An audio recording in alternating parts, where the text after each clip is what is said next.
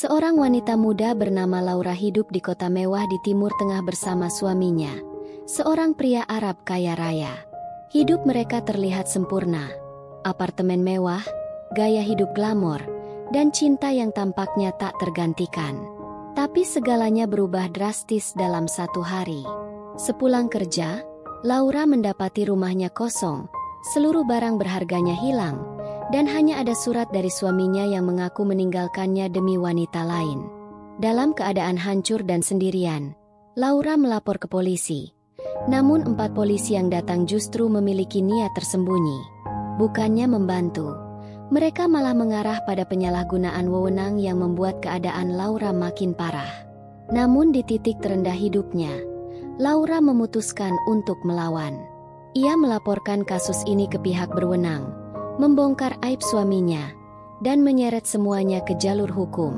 Apa yang sebenarnya terjadi? Bagaimana nasib suaminya? Dan apakah Laura bisa pulih dari semua pengkhianatan ini? Penasaran dengan cerita lengkapnya? Jangan lupa like, komen, share dan subscribe channel Rahasia Ranjang untuk melanjutkan menyaksikan cerita ini.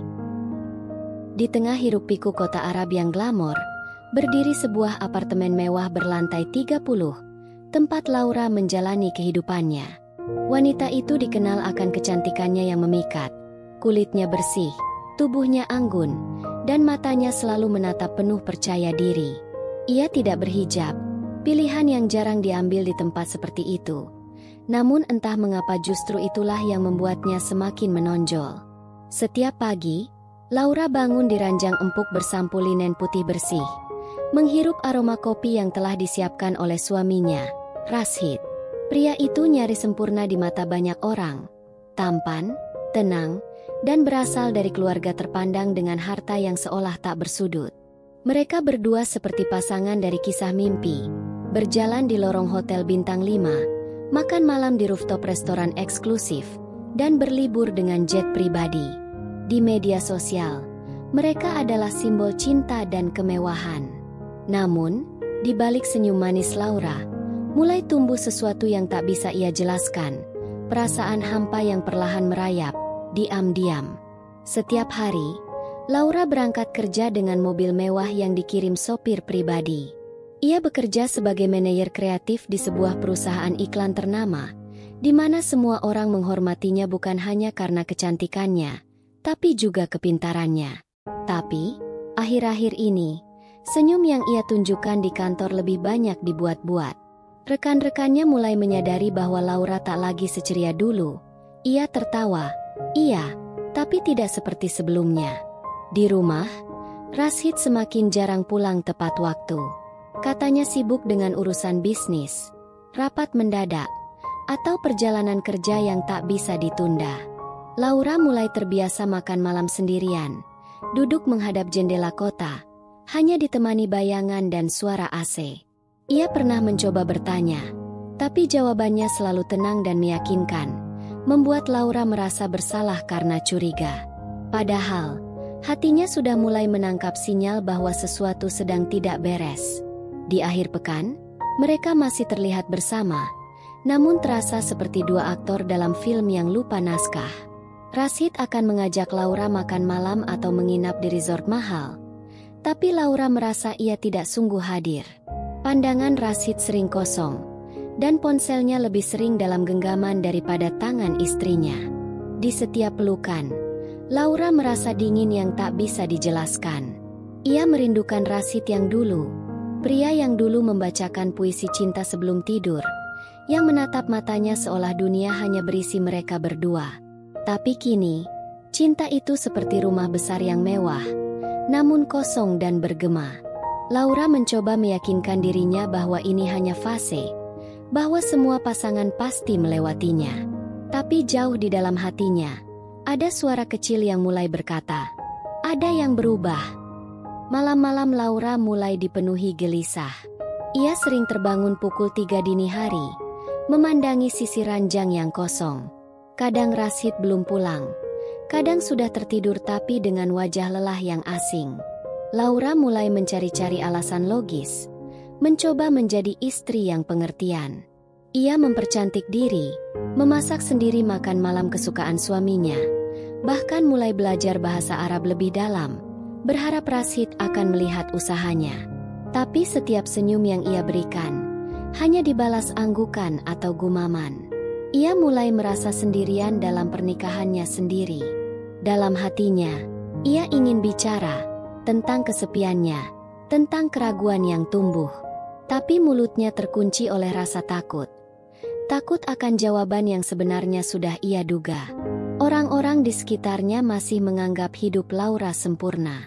Tetangga memujinya, teman-temannya iri, bahkan di media sosial, komentar terus berdatangan. Couple goals, ingin seperti Laura dan Rashid. Namun hanya Laura yang tahu, bahwa di balik senyuman itu ada pertanyaan-pertanyaan yang tak berani ia jawab.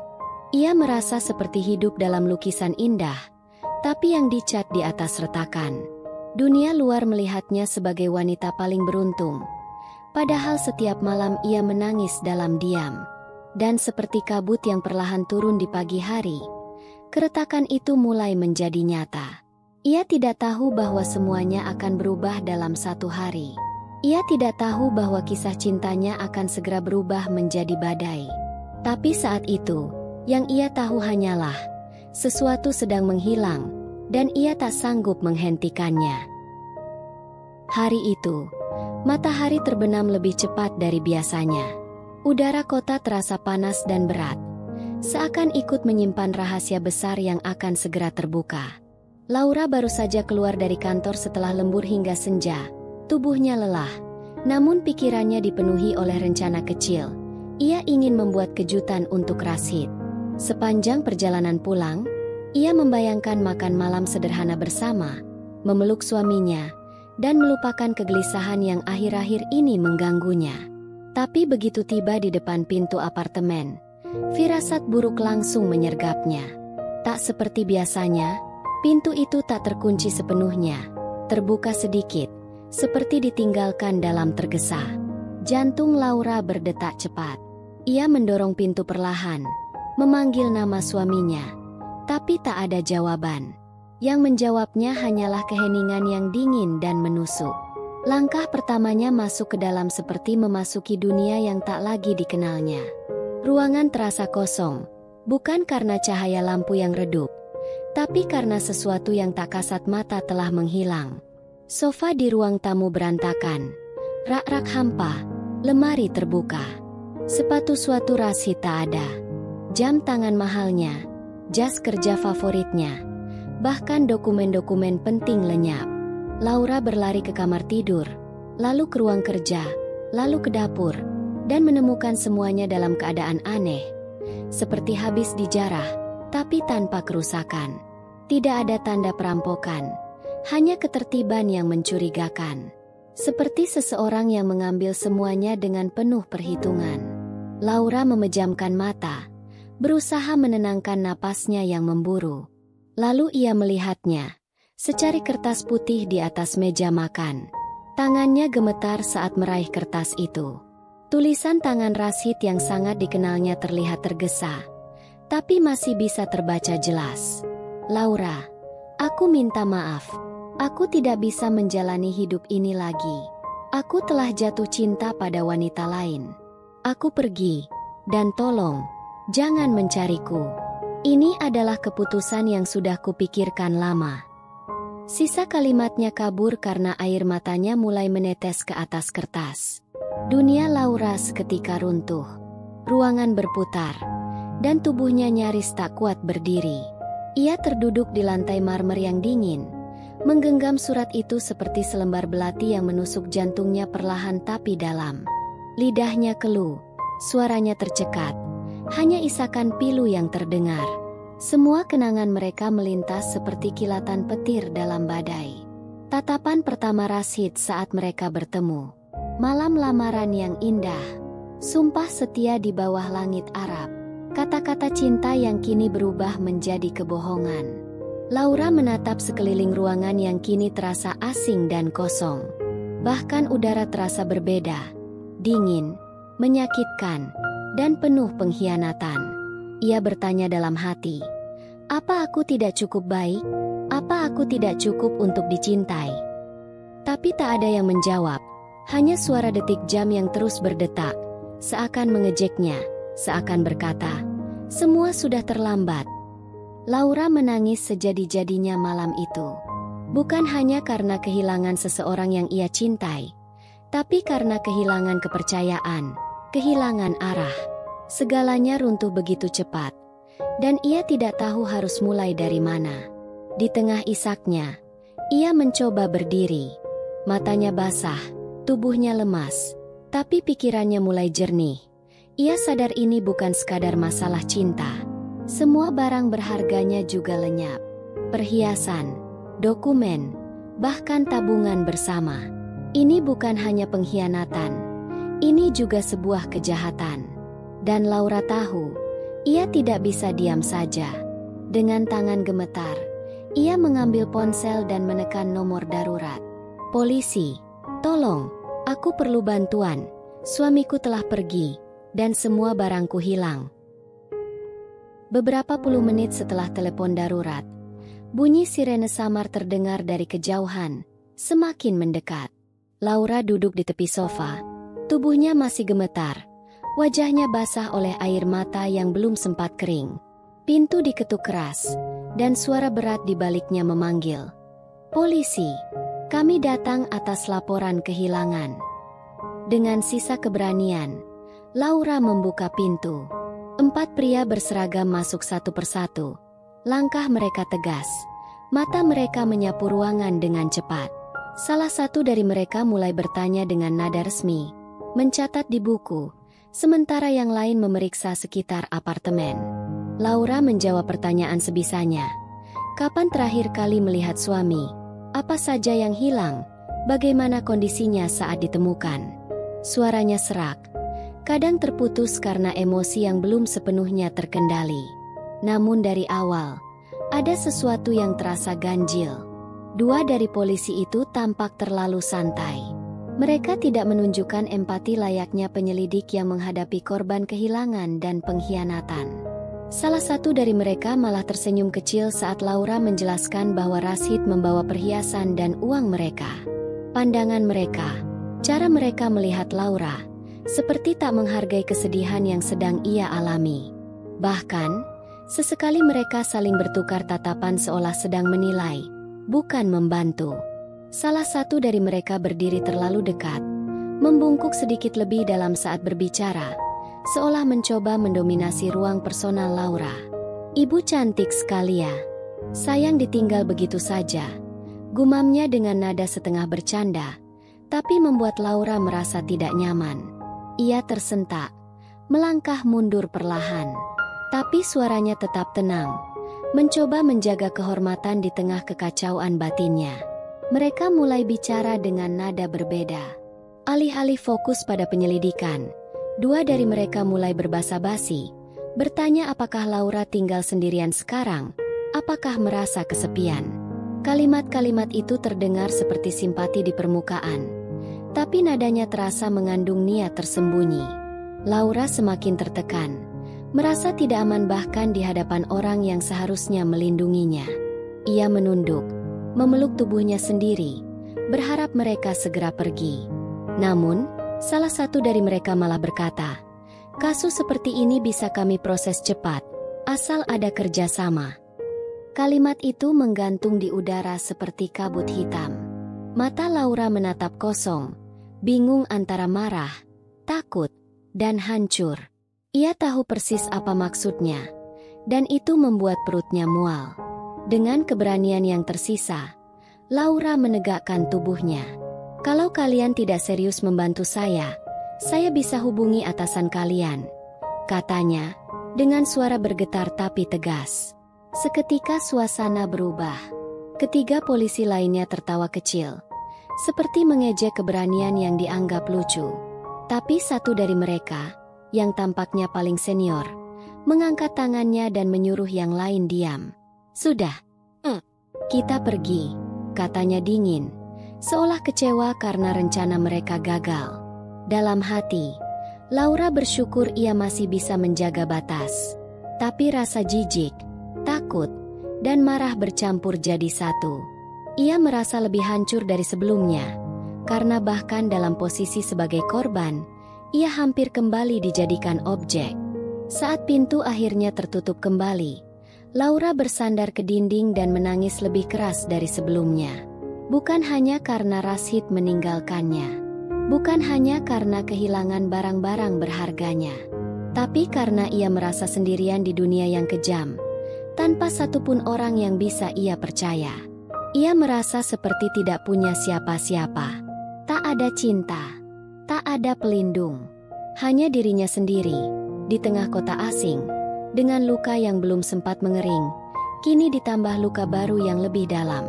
Tapi di tengah isaknya, Laura bersumpah, ini tidak akan menjadi akhir. Jika dunia memperlakukannya seperti ini, maka ia akan melawan. Ia akan berdiri, apapun caranya, karena harga dirinya lebih berharga dari segalanya. Keesokan paginya, sinar matahari masuk perlahan melalui jendela apartemen yang masih porak-poranda. Laura duduk di meja makan, menatap kosong ke cangkir kopi yang sudah dingin. Matanya sembab, wajahnya pucat, tapi dalam sorotnya kini ada sesuatu yang mulai menyala. Kemarahan. Bukan kemarahan buta, tapi kesadaran bahwa dirinya tak bisa terus-menerus menjadi korban. Ia teringat malam sebelumnya, sikap tidak hormat para polisi, ucapan Rashid yang dingin dalam surat itu, dan rasa hina yang membekas seperti luka bakar di dada. Sambil menarik napas dalam, Laura mengambil ponsel dan mulai merekam suara, menceritakan ulang perlakuan tidak pantas yang ia alami dari para petugas. Ia tahu, kebenaran harus dicatat, dikumpulkan, disimpan. Bukan hanya untuk dirinya, tapi untuk semua perempuan yang mungkin mengalami hal serupa dan tak bisa bicara. Hari itu, Laura memutuskan, ia akan memperjuangkan keadilannya sendiri. Dengan rambut terikat rapi dan wajah tanpa riasan, Laura melangkah masuk ke kantor polisi pusat kota siang itu. Tak ada lagi air mata, tak ada suara gemetar. Ia berjalan seperti seseorang yang tahu betul apa yang sedang ia lakukan. Petugas di meja depan sedikit terkejut melihat nama yang tertera di laporan yang Laura sodorkan. Pengaduan terhadap oknum polisi dalam penanganan kasus penggelapan dan pelecehan verbal. Kepala unit datang memanggilnya ke ruang tertutup untuk mendengar langsung ceritanya. Laura menceritakan semua, dengan urutan, dengan detail, dengan bukti yang ia kumpulkan semalam. Rekaman suara, foto-foto, rincian pernyataan yang tidak pantas. Tak satu pun kalimatnya ia ubah. Ia ingin mereka tahu bahwa dirinya bukan wanita lemah yang bisa diinjak. Awalnya, kepala unit tampak ragu, seperti ingin menutup-nutupi atau mengalihkan. Tapi Laura menatap matanya tajam dan berkata, "Jika saya tidak mendapat keadilan di sini, saya akan ke media. Saya akan ke kedutaan. Saya akan bicara ke siapapun yang perlu mendengar." Kalimat itu menggantung di udara dengan berat. Tak ada lagi senyum sopan atau formalitas kosong. Di mata kepala polisi, kini terlihat sedikit gentar, karena ia tahu, wanita di hadapannya ini tidak sedang main-main. Tidak semua orang berani melawan sistem. Tapi Laura punya alasan kuat. Harga dirinya telah diinjak 2 kali. Dan kali ini, dia tidak akan tinggal diam. Ia meninggalkan kantor polisi hari itu dengan rasa lega yang asing. Bukan karena masalahnya selesai, tapi karena untuk pertama kalinya, ia merasa mengendalikan hidupnya lagi. Beberapa hari setelah laporan dibuat, Laura menerima kabar bahwa penyelidikan internal telah dibuka. Keempat polisi yang mendatanginya malam itu sedang diperiksa. Salah satu dari mereka diketahui pernah dilaporkan oleh korban lain. Namun kasusnya dulu ditutup secara diam-diam. Fakta itu membuat hati Laura campur aduk. Sedih karena bukan hanya dirinya yang menjadi korban, tapi juga bangga karena suaranya kini mengubah sesuatu. Di tengah semua ini, ia mulai perlahan memperbaiki apartemennya, membersihkan ruangan, membuang kenangan yang menyakitkan.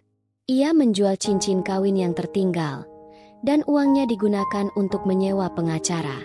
Hidupnya masih jauh dari stabil, Tapi satu hal sudah jelas, ia tidak akan kembali menjadi Laura yang diam dan takut.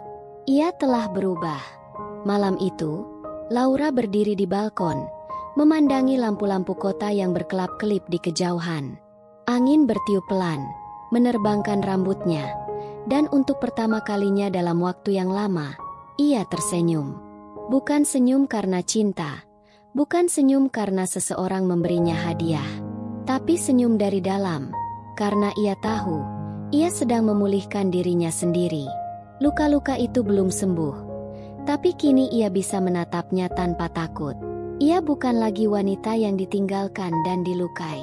Ia adalah wanita yang bertahan, melawan, dan berdiri kembali meski dunia mencoba menjatuhkannya. Dan dalam hati kecilnya, Laura mulai percaya bahwa ia bisa hidup tanpa Rashid, tanpa kemewahan, tanpa sandaran. Karena kini, ia punya sesuatu yang jauh lebih kuat, dirinya sendiri. Beberapa minggu setelah laporan ditindaklanjuti, Laura menerima telepon dari penyidik baru, seseorang yang lebih sopan, lebih profesional, dan menanggapi kasusnya dengan serius.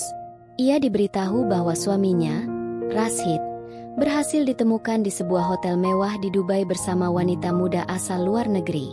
Melalui pelacakan kartu kredit dan paspor, keberadaan Rashid tak lagi bisa disembunyikan. Polisi Arab yang bekerja sama dengan Interpol segera menangkapnya, dan berita itu menjadi sorotan di beberapa media lokal. Laura membaca nama Rashid terpampang di tajuk utama, dengan kata-kata yang dulu tak pernah ia bayangkan. Pengusaha Arab kaya ditangkap karena penggelapan dan penelantaran istri.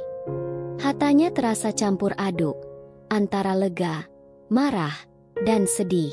Ia tak menyangka lelaki yang dulu dicintainya akan berubah menjadi seseorang yang kejam dan egois. Tapi keadilan perlahan datang, dan Laura tahu, ini adalah awal dari akhir luka lamanya. Di persidangan, Laura hadir sebagai saksi utama. Ia mengenakan pakaian sederhana, anggun, dan berdiri dengan kepala tegak di hadapan hakim dan para penonton. Rashid menolak menatapnya, tapi Laura tak peduli. Dengan suara lantang, ia ceritakan bagaimana suaminya meninggalkannya tanpa kabar, membawa semua hartanya, dan memperlakukannya seolah ia tidak pernah berarti apa-apa. Jaksa memperkuat tuduhan dengan bukti transaksi ilegal dan penggelapan yang dilakukan Rashid atas nama Laura. Semua data bank, perhiasan yang dijual, dan surat pemalsuan diungkap di ruang sidang. Pertahanan Rashid lemah, karena semua jejak digital mengarah padanya. Dalam hati, Laura menatap pria yang dulu ia puja, dan kini ia hanya melihat cangkang kosong dari seorang pengkhianat. Ia tidak menangis hari itu. Justru, ia merasa bebas. Tak hanya Rashid yang jatuh. Dari penyelidikan internal yang terus berjalan, 2 dari 4 polisi yang dulu datang ke apartemennya secara resmi ditangguhkan. Salah satu dari mereka dijatuhi hukuman disiplin berat karena pelanggaran etik, dan yang lain sedang diproses atas laporan pelecehan lain yang muncul setelah keberanian Laura membuka suara. Dunia yang awalnya menindasnya, kini perlahan memutar balik arah. Banyak perempuan di media sosial mulai mengangkat cerita mereka, terinspirasi dari kisah Laura yang akhirnya menjadi berita viral. Namanya mulai disebut bukan sebagai korban, tapi sebagai simbol keberanian. Laura tak mencari ketenaran. Tapi jika suaranya bisa menyelamatkan satu orang saja dari penderitaan yang sama, ia rela berdiri paling depan. Setelah semua proses hukum selesai, Laura memutuskan meninggalkan apartemen lamanya. Terlalu banyak kenangan buruk yang tertinggal di setiap sudut ruangan. Ia pindah ke kota pesisir, lebih tenang, lebih damai. Di sana, ia membuka sebuah studio kecil, tempat ia mengajar bahasa asing untuk perempuan yang ingin bekerja atau belajar ke luar negeri. Ia ingin membekali sesama wanita dengan kekuatan dan kemampuan, agar mereka tidak bergantung penuh pada siapapun. Hidupnya kini sederhana, jauh dari kemewahan masa lalu, tapi penuh makna. Laura punya tujuan baru, membangun, bukan sekadar bertahan. Dan setiap malam, saat ia menutup pintu studio, Ia tahu bahwa dirinya bukan lagi bagian dari masa lalu. Di malam terakhir musim panas itu, Laura duduk di tepi pantai, mengenakan gaun putih sederhana, menatap laut yang luas dan tenang. Bintang-bintang di langit seperti ikut tersenyum padanya, menerangi jalan panjang yang telah ia lewati. Dalam kesunyian yang damai, ia menutup mata dan berbisik pelan, "Terima kasih, Tuhan, karena meski aku dijatuhkan, aku tak dibiarkan hancur." Dan di sana, di bawah langit penuh cahaya, ia merasa utuh kembali. Tak ada lagi Rashid, tak ada lagi ketakutan. Hanya dirinya, keberaniannya, dan harapan yang kini tumbuh kembali. Ini bukan akhir cerita, tapi awal dari kisah baru. Kisah seorang wanita yang memilih untuk tidak kalah, walau dunia sempat mencoba mematahkan sayapnya.